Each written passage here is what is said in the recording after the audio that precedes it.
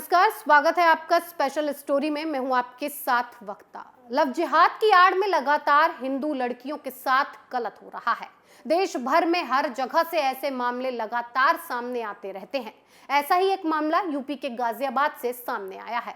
गाजियाबाद के गांव इकला के मंदिर में पिस्तौल और चाकू के साथ एक आस मोहम्मद नाम का शख्स पकड़ा गया है। इकला गांव के एक मंदिर में आस मोहम्मद ने नाम बदलकर मंदिर के अंदर प्रवेश किया। इसे मंदिर के सेवादारों ने पकड़ लिया। युवक समीर शर्मा बनकर मंदिर में पहुंचा था, जिसके बाद महंत महामंडलेश्वर प्रबोधानंद गिरी ने युवक पर हत्या करने की साजिश रचने का आरोप लगाया। आस मोहम्मद को पुलिस ने कई धाराओं में गिरफ्तार कर लिया है, तो वहीं लव जिहाद का कनेक्शन भी सामने आया है। आस मोहम्मद की गिरफ्तारी के बाद ग्रेटर नोएडा की एक गैर मुस्लिम लड़की ने मसूरी थाना क्षेत्र में आस मोहम्मद के खिलाफ शिकायत दी। लड़की ने बताया कि युवक ने नाम बदलकर मुझे जाल में फंसाया और मेरा रेप किया। युवती की तहरीर पर मसूरी थाना क्षेत्र में रेप का एक और मुकदमा दर्ज किया गया है। आस मोहम्मद का काम गैर मुस्लिम लड़कियों से शादी करना था, तो दरअसल आस मोहम्मद सबको अपना नाम समीर शर्मा बताता था। साथ ही ये युवक इस्लामिक और गैर इस्लामिक संगठनों से जुड़ा हुआ था। आस मोहम्मद के पिता गांव में लोहार का काम करते हैं। इसके अलावा ये भी खबर है कि युवक को इस्लामिक संगठनों से भी फंडिंग मिलती थी और इस पैसे का इस्तेमाल वो गैर मुस्लिम युवतियों को अपने जाल में फंसाने के लिए करता था। उसने अपनी प्रेमिका को हीरे की अंगूठी भी दी थी। इस पूरे मामले पर गाजियाबाद एसपी देहात डॉक्टर ईरज राजा ने बताया कि नाम बदलकर मंदिर में एक मुस्लिम युवक के घुसने का मामला सामने आया है, जिसके पास से कुछ सर्जिकल ब्लेड और अवैध हथियार बरामद हुए, जिसे तुरंत ही गिरफ्तार कर लिया गया है। गिरफ्तारी के बाद लगातार इस मामले में खुलासे हो रहे हैं। जिस लड़की को आस मोहम्मद ने फंसाने की कोशिश की थी, उसने आरोप लगाया है कि शादी का झांसा देकर आस मोहम्मद ने 6 अगस्त को मुझे दादरी स्थित अपने साईं एक्यूप्रेशर सेंटर बुलाया और वहां जबरन मेरे साथ रेप किया। आस मोहम्मद ने दरिंदगी दिखाते हुए उसका शरीर नोच डाला। अधिकारियों का कहना है कि लड़की के मुकदमा दर्ज कराने के बाद आस मोहम्मद के लव जिहाद में फंसाने वाली आशंका को सच साबित कर दिया है। आतंकी बनाने और धर्म परिवर्तन कराने वाले गिरोह से कनेक्शन के शक में उससे सुरक्षा एजेंसियां जांच पड़ताल में जुटी हैं, क्योंकि पूछताछ में यह भी खुलासा हुआ है कि आस मोहम्मद कोई कामकाज नहीं करता था। इसके बावजूद उसके पास पैसे की कमी नहीं थी। कुछ दिन पहले उसने अपने पास के एक गांव की रहने वाली गैर मुस्लिम लड़की को अपने प्रेम जाल में फंसा लिया था और उसे उपहार में हीरे की अंगूठी दी थी। बात यही खत्म नहीं होती, उस पर हिंदू रक्षा सेना के राष्ट्रीय अध्यक्ष महामंडलेश्वर स्वामी प्रबोधानंद गिरी महाराज की हत्या की साजिश रचने का आरोप भी है। पता चला है कि वो कुछ दिन के लिए हैदराबाद गया था। वहां पर वो कई इस्लामिक और गैर इस्लामिक संगठनों से जुड़ गया। आस मोहम्मद और उसका पिता बाबुद्दीन उर्फ बाबू पिछले काफी दिनों से संदिग्ध गतिविधियों में लिप्त थे। यूपी पुलिस इस मामले में छानबीन कर रही है और इसे लव जिहाद करार दे रही है। आपको पता ही होगा कि यूपी सरकार ने इस मुद्दे को गंभीरता से लेते हुए इस पर कानून पारित कर दिया है। इस विधेयक में 1 से 10 साल तक की सजा का प्रावधान है। इस विधेयक के तहत सिर्फ शादी के लिए किया गया धर्म परिवर्तन अमान्य होगा। झूठ बोलकर, धोखा देकर धर्म परिवर्तन को अपराध माना जाएगा। स्वेच्छा से धर्म परिवर्तन के मामले में 2 महीने पहले मजिस्ट्रेट को बताना होगा।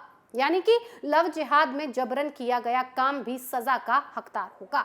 उत्तर प्रदेश में लव जिहाद कानून लागू होने के बाद पहली सजा अमरोहा के जिला कोर्ट ने सुनाई थी। जिला सत्र न्यायाधीश विशेष पॉक्सो एक्ट प्रथम डॉक्टर कपिल राघव ने नाबालिग को प्रेम जाल में फंसाकर शादी की कोशिश करने वाले मुस्लिम युवक को 5 साल कैद की सजा सुनाई। साथ ही दोषी पर 40,000 रुपए का अर्थदंड भी लगाया है। योगी सरकार के 2020 में ये कानून लागू करने के बाद यूपी में सजा का ये पहला मामला बताया जा रहा है। यूपी में बन रहे इस कानून से कई दलों को बहुत दिक्कत है। उत्तर प्रदेश की योगी सरकार ने लव जिहाद के खतरे से निपटने के लिए एक अध्यादेश जारी किया। इसके अलावा और 2-3 राज्यों में इसके खिलाफ कानून बनाने की तैयारी चल रही है। लेकिन विडंबना देखिए कि इसे कुछ लोग हिंदुत्ववादियों का दुष्प्रचार बता रहे हैं। केरल हाईकोर्ट ने भी 2009 में लव जिहाद पर ही सुनवाई करते हुए कहा था कि झूठी मोहब्बत के जाल में फंसाकर धर्मांतरण का खेल केरल में सालों से संगठित रूप से चल रहा है। खुद पुलिस रिकॉर्ड में प्रेम जाल से जुड़े 4000 ऐसे धर्मांतरणों का संकेत दिया। तब हाईकोर्ट ने संज्ञान लिया कि वहां इस्लामिक पॉपुलर फ्रंट की छात्र शाखा कैंपस फ्रंट संगठित रूप से इसमें मिली हुई थी। वो पढ़ाई के मंदिर में मुस्लिम युवकों को फैंसी कपड़े, मोटरसाइकिल और मोबाइल फोन देकर इसी काम के लिए सक्रिय रखता था। गैर मुस्लिम लड़कियों को रिझाने, फिर नकली शादी या लोभ, दबाव, धमकी के साथ साथ किसी तरह धर्मांतरित करने पर उन लड़कों को वो नकद इनाम भी देता था। कुछ समय पहले उत्तराखंड हाईकोर्ट और राजस्थान हाईकोर्ट ने भी अलग अलग मामलों में कहा था कि विवाह के मामले में जबरन धर्मांतरण रोका जाना चाहिए। उन्होंने अंतर धार्मिक विवाह के लिए 1 महीने पहले नोटिस देना अनिवार्य करने की बात कही। ये केवल भारत की बात नहीं, अंतरराष्ट्रीय समस्या है। इंग्लैंड में सिख समुदाय ये खतरा 2-3 दशकों से झेल रहा है। तो साफ तौर पर ये समझ लेना चाहिए, देश दुनिया में ऐसा करने वाले युवक मजहबी काम कर रहे हैं, तब इसे प्रेम क्यों कहना चाहिए? ये जिहाद है, क्योंकि छल कपट जैसे भी हो काफिरों को मुसलमान बना रहे हैं, जो उनका मजहबी निर्देश है। स्वतंत्रता के नाम पर झूठे नारे और अधूरी बातें पढ़ाकर हिंदू युवाओं को विचारहीन छोड़ देना घोर पाप है। स्वामी विवेकानंद ने कहा था कि जब हिंदू धर्म से कोई अलग होता है तो केवल एक हिंदू ही कम नहीं होता, बल्कि हिंदुओं का एक शत्रु बढ़ता है। श्री अरविंद ने भी एक तरफा धर्मांतरण की छूट को राष्ट्रीय एकता के लिए घातक बताया था।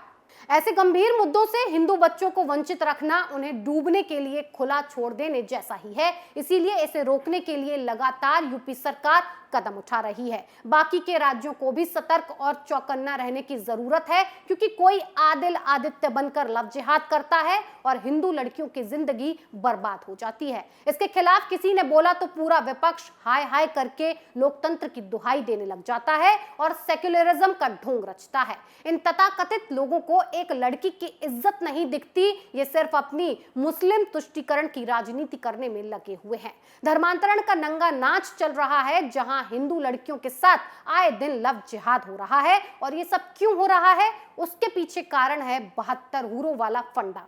कश्मीर में बैठा अब्दुल गजवाए हिंद की साजिश रचता है। रेड़ी लगाने वाला अब्दुल खुद को बॉम्ब से उड़ा देने का दम भरता है, क्योंकि उसे यकीन है कि मरने के बाद जन्नत नसीब होगी और 72 हूरों से उसकी मुलाकात होगी। इसीलिए ये लव जिहाद का काम जोरों पर चल रहा है, क्योंकि ये कीड़ा इनके दिमाग में घुसा हुआ है। स्पेशल स्टोरी में फिलहाल इतना ही। बने रहिए कैपिटल टीवी के साथ। नमस्कार।